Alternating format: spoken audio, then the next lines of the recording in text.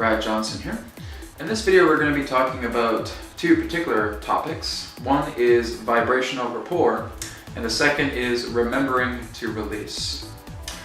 So in society we may discover that all the people that we start to meet will again have all different types of rapport and walks of life and personality complexes that many of us can adapt to or really have no idea how to adapt to these people, that they may seem very alien to us and that we're really not sure how to build some type of rapport.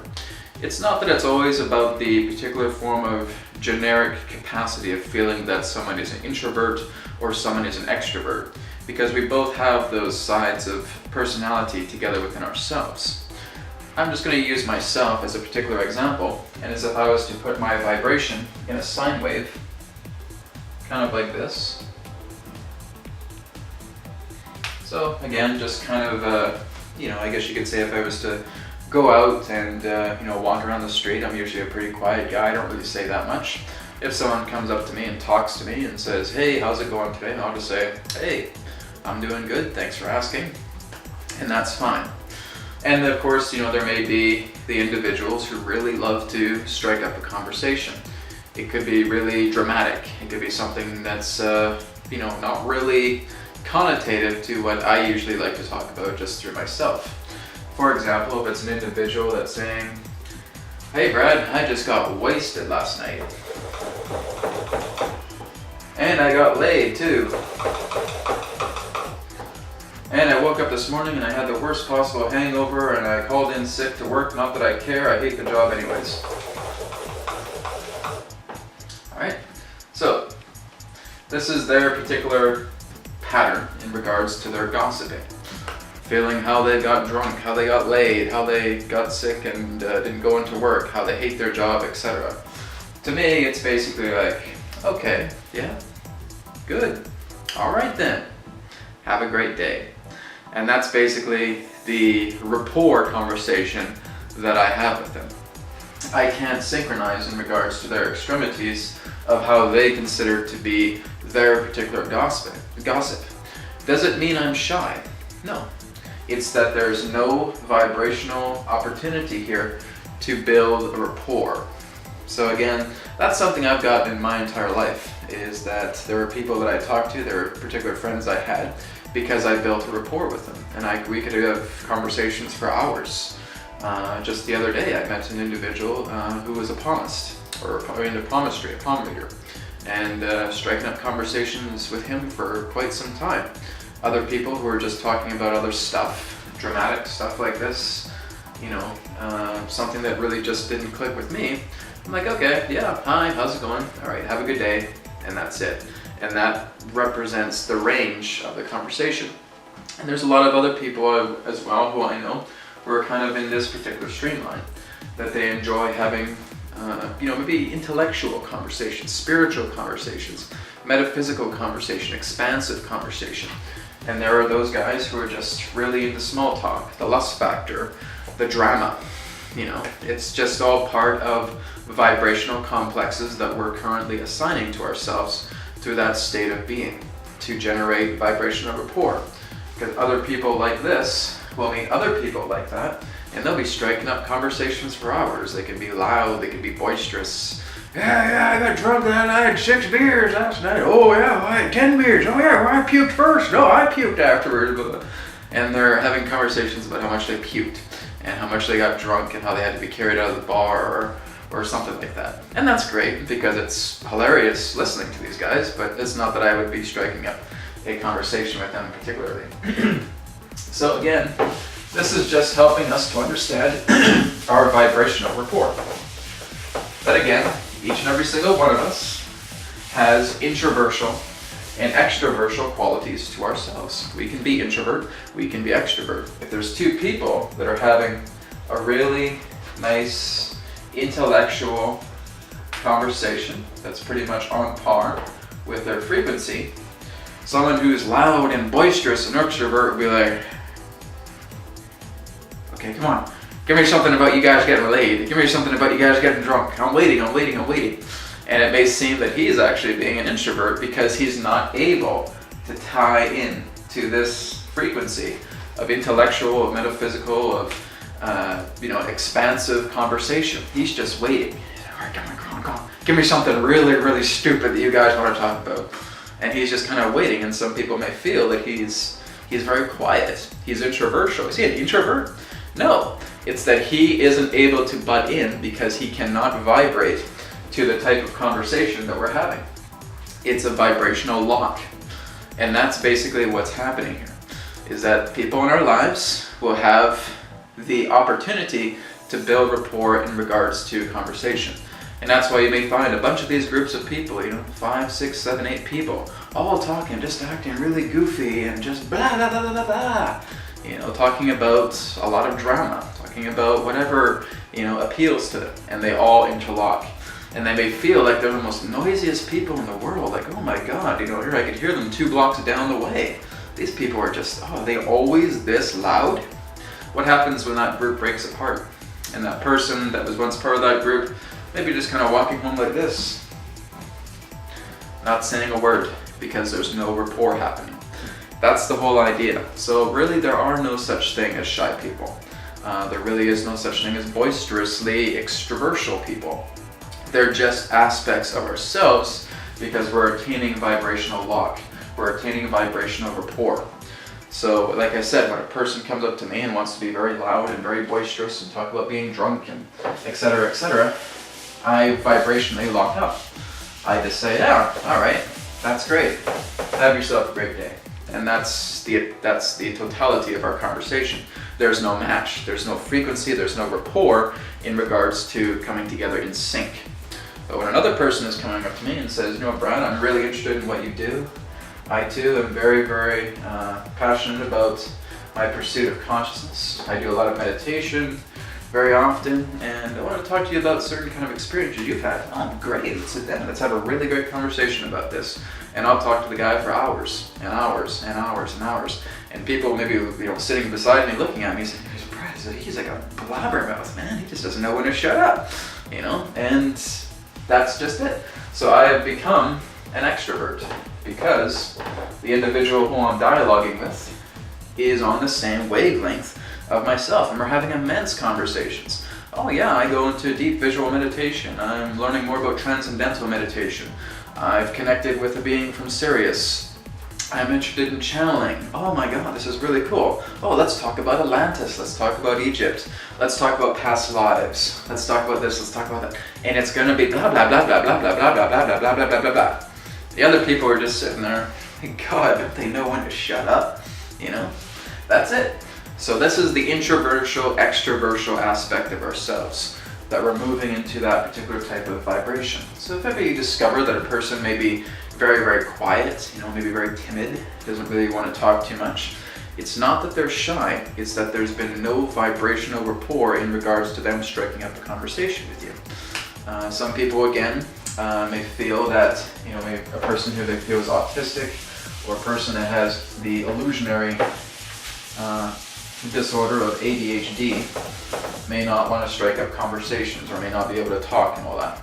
Oh, they do. They just may discuss things in different forms, in different ways. Through the ability of getting together, smiling, having a great time, drawing pictures, whatever it may be. Conversation can always strike up in different ways besides vocality. It's the excitement that you feel energetically between the person, the smile on your face that comes when you meet another person, and you may not say a word, but you're just enjoying each other's company because there's that vibe in the air, there's that love that comes through. And so regardless if you're having a conversation or not, if the wave of vibration matches the rapport between 2 or more within a group, there's going to be a lot of great time. There's going to be a lot of great experiences coming out of that. So that's just the basis in regards to vibrational rapport or vibrational lock. Because I often tell people, I say, most of the time, I don't really strike up many conversations with people. They basically come to me, and they'll kind of open themselves up and saying, Brad, I really enjoy the spiritual work you're doing. Here's the spiritual work I'm doing, and that just builds a rapport. Like, I'm very, very modest pertaining to what I do, and so I kind of let the person kind of say the right things, so to speak, for me to open myself up. Does that mean I'm shy? No, it just means that I'm vibrationally locked until someone is able to take that proverbial key and unlock, and then there's conversation. And this happens with a lot of other people I've talked to. I've talked to quite a lot of other people, and they're the same way, that they really won't have too much of the philosophical discussions, the spiritual discussions, the metaphysical discussions, unless there's some type of sign, some type of beacon that comes to the other individual that opens up the lock of frequency. Some people says, how can I correct that? You can't. It's your state of being. It's who you are. That's just how you operate. And again, it's just how other people may operate in regards to their talks of melodrama, about getting drunk at the bar, getting laid and getting sick, having a hangover at work and being carried out of the bar, etc. Those are just vibrational rapports to someone who is extrovertial, pertaining to someone else who connects with them in that way as well too. So there really is no generic introvert or generic extrovert. It all has to do with vibrational rapport. All right, so that's that topic. Now we're going to move into remembering to release. So as said, it's that we have moments of introversional nature. We have moments of extroversional nature. Even whoever you feel might be the loudest, most annoying person on the planet will have moments of introversional reflection. The whole idea here is that if we are in the middle of a conversation or in the middle of an encounter of someone who just really, really wants to blab about, again, whatever it may be, getting drunk, how much they hate their job, how much they hate their relationship, whatever it is, and we're right here. We're like, okay, yeah, all right, that's great. What time is it? All right. And basically what's happening is we're absorbing all this information. We're absorbing all this energy. We're not interested in it. And we're just attempting to be polite. Yeah, okay, all right. Well, you have a good day. And this guy just won't let you go. So, I'm going to do this, and this is what happened afterwards. And, oh, hey, if you got another 20 minutes, I can talk to you about how I got laid last night. Whatever it is, that just keeps you there. You're trying to kind of sneak away, but you don't want to try and seem rude. Basically, what happens is you're moving more into this intuitive feeling. This is if an individual himself or herself represents the energies, for example, as maybe a healer, as an intuitive, as a psychic, as a metaphysical researcher, whatever it may be. And this person is again the boisterous, loud party animal, so to speak. Basically what's happening is all this energy is being dumped on you. It's being caught in your field because you really don't want to talk to this guy, you just want to leave, you want to try and give yourself an exit strategy and you want to leave. But you're taking in all this energy. It's just basically when you leave, like, oh my God, that guy just wouldn't have shut up. Jesus Christ, man. Like, oh, whatever. Oh, I don't even want to talk to the guy anymore. It's just nasty. Like, I feel so dirty. Ugh. And you continue on your day. And basically what happens is that energy stays with you the entire day because now that's in the field. And now you're just constantly reintegrating those moments with yourself. Oh my God, I really didn't like talking about this guy. I was talking about how he wanted to get laid and how he got drunk and how he hates his family and how he hates his wife and blah, blah, blah, blah. It's nasty. And basically what's happening is you're absorbing all that energy into your field because you're giving it energy. You're giving that energy the focus to come in and to affect you. You're not releasing that energy. Now, this is what happens in regards to people who absorb unwanted energy. It stores up. So, if by chance you encounter an individual who again is just really not on your wavelength, you're vibrationally locked, there's no rapport happening, here's you right here, and here's all this energy that you've accumulated. And you're just thinking about it, oh my God, it was so terrible. I just spent like 20 minutes talking to this guy and I couldn't stand him and blah, blah, blah, blah, blah. And all that energy is now stored within your field. Now, this can trigger Emotional imbalance.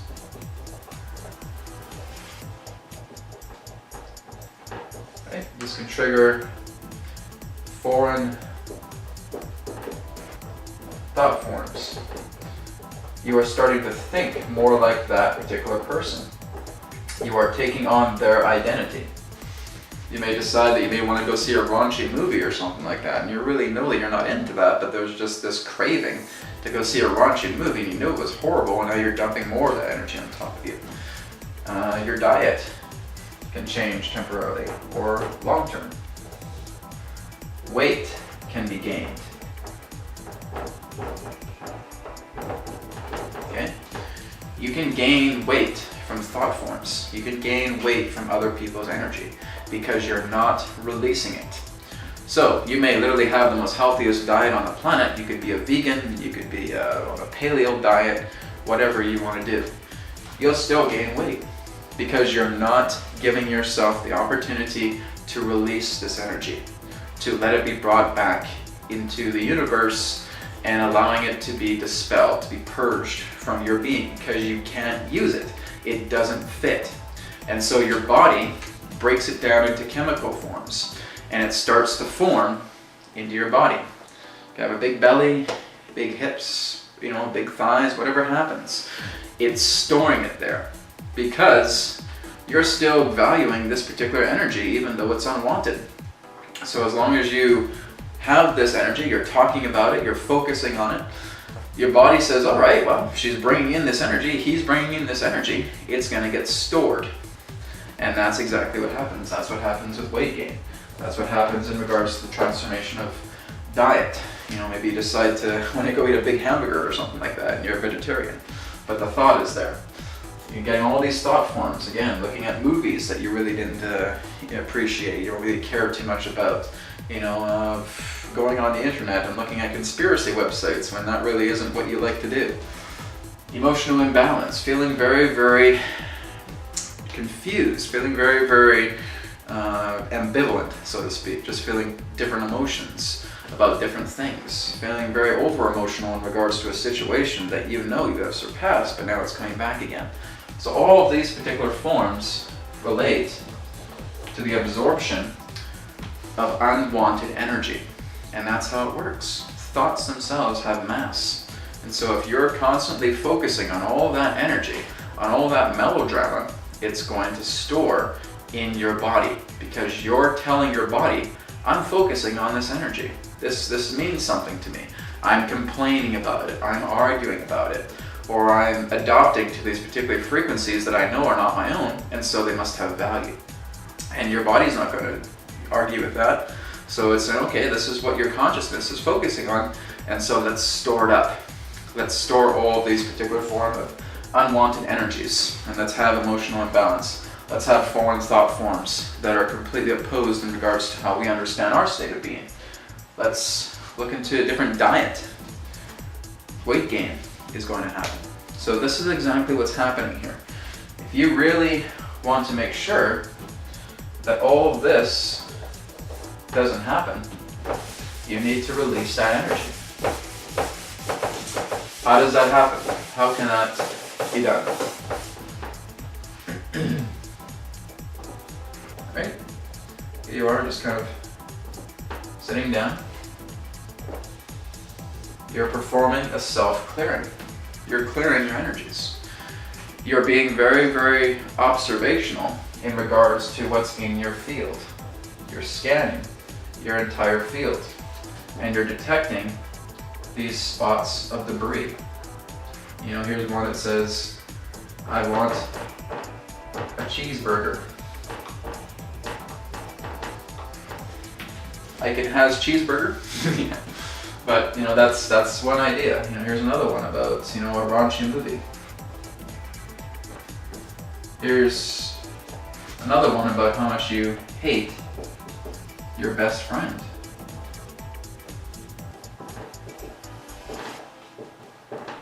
That's weird. I love my best friend. We're great pals. The way she chews her food or the way she dances and stuff like that is getting on my nerves. So again, you're adopting a different form of thought form that's coming into your mind that's creating contradiction in pertaining to your own state of being. And so you're basically just observing these degrees of clusters, these fragments of energy that are unwanted. And at times they can be orientated to the seals of the body, the chakra centers. They can be felt throughout the arms through sensations. Okay, the feeling about the cheeseburger, oh, it's right here. I realize that this is not who I am, this is not my form of identity. It is my intention to purge this energy out. And you can feel like you're extracting that energy. And it's the feeling behind it, it's the intention behind it that's allowing it to be extracted. And you're putting it into white light, or you're putting it into a bowl full of lukewarm sea salt water. You're putting it into the sun, whatever you want to do. But what you're doing is you're expulsing this particular form of energy. You're purging it from your being. You have identified it as something that is foreign to you, to your state of being. And now you're giving the intention for it to be purged. So you got to make time for yourself. You need to give yourself an observation. Maybe this has happened to me as well too. There's times where I feel that I'm so busy throughout my day and that there's so much happening, and I'm collecting all this energy, and I don't realize what I'm collecting until I can actually sit down and give myself a self-scan and then realize, okay, I'm shutting this out, I'm purging this out. I don't want this anymore because this is not who I am. And I'm allowing all this energy to be brought back into neutralized harmony, feeding it up to the sun to be repolarized, reharmonized, brought back into neutralized harmony. But this is something that many healers forget to do, or many intuitives and psychics forget to do. And they just become immersed in these energies. And they feel the transformational effects of what this energy is doing to me. I barely eat anything a day, and I'm gaining so much weight. What's happening? You're taking in energies that are not compatible with yourself, and so they're being stored as chemical. And that's why your body is becoming gained with weight. That's why you're retaining thought forms that do not represent yourself. You're being a sponge, and you're not allowing to take that sponge and cleanse it and just squeeze it and let all of that water drip out. You're letting yourself be soaked, and so you're walking around like a soaked sponge. So the whole idea here is you need to be very, very mindful of what you're picking up on a daily basis. This life can be very, very messy. You're meeting characters each and every single day of different walks of life. Your environment, if not cleansed, can do the exact same thing to you. You can attain thought forms from previous owners. If someone in that sense, for example, was murdered in this place, and their spirit is still there, and you know that there's a feeling, a sensation that's happening, you're going to be picking up their thought forms. You're going to be picking up all that energy, and it will wreak havoc pertaining to your body. So it's just very, very mindful for you to attain a scan of self-observation, going into a meditative state, going out to nature, sitting by the trees, grounding yourself with the earth, imagining that an energetic cord is coming out through your perineum, which is in between the genitals, and that it's actually funneling itself downward into the earth, and that you're feeling corded with the earth, and you're allowing nature all around you to help clear this energy. That's exactly what nature's for. Nature is a natural replenisher. So however you want to do it, as long as you have the intention to go into that state of self-observation, perform that self-scan, going out into nature, allowing nature to do the healing for you, being around your animals, letting your dogs, letting your cats heal you. Dogs and cats can pick this up. That's why sometimes, the cat may be running away from you at times just as soon as you get in the door, because it can sense the energy and say, oh my God, Mom, you stink. Energetically, you stink, you reek. Who have you been around today? That's basically the cat's, perception. Same with a dog. Dog will constantly be sniffing. Why are you sniffing me so much? Jesus, give me space. They detect all this energy on you. They say, what did you bring in with you? Ugh.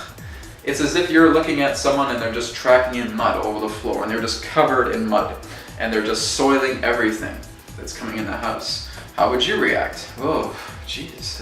What are you doing here, man? Ugh. Terrible. Go outside. Hose yourself off.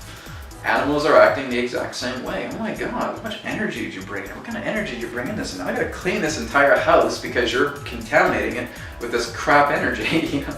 So again, kind of looking at it from your pet's point of view. They're highly intuitive, they're highly psychic, they're highly connected to you, and they can sense these particular forms of energetic abnormalities that are not of your frequency. And that's why they will react in the way they do. But they're gonna clear you, they're gonna help you out. So your animals, your pets can assist you in this. Nature can assist you in this. But again, it's about being observant in regards to what you're picking up. Getting some light from the sun here. Being observant on what you're picking up. That's the whole important key. So as long as you can go into observation, you can scan yourself, and you know that these energies are unwanted, you're releasing these energies. Everything starts to change. You start to lose all that excess weight. You start to regain your connection to what you know is your natural diet, what you naturally feels good through your own thoughts. Your emotions begin to center themselves. You move more into feeling rather than emotion. And again, maybe more on that later as well too. In a nutshell, emotion represents an extremity, feeling represents a balance. And so you're moving more into the tranquility of love, which represents that feeling, not an emotion. So the whole idea here is you start to see yourself transform in this way. So pay attention to yourself. Know what kind of energies you're bringing in. Know what kind of energies are within your environment. If you feel that your space needs to be cleared, go ahead and clear it. If you need help, that's why I'm here. I can do a free environmental clearing for you. I can even help you out in regards to any particular forms of energetic clearing should you require it as well too. Okay? Body regeneration healing, vortex healing, whatever you wish. All right. So I just wanted to bring out this video because again, it is something very commonly that I'm discovering pertaining to the vibrational rapport and remembering to release. So thank you very much everybody for tuning into this video. Hope it has been very helpful for you. Again, you can go to consciousmatrix.com, sign up for a free session if you like, or you can drop me an email, info@consciousmatrix.com. Thank you very much. Much love to all you guys. Thank you for tuning in. Have a great morning, great afternoon, great evening to wherever you are on planet Earth. Take care. Namaste.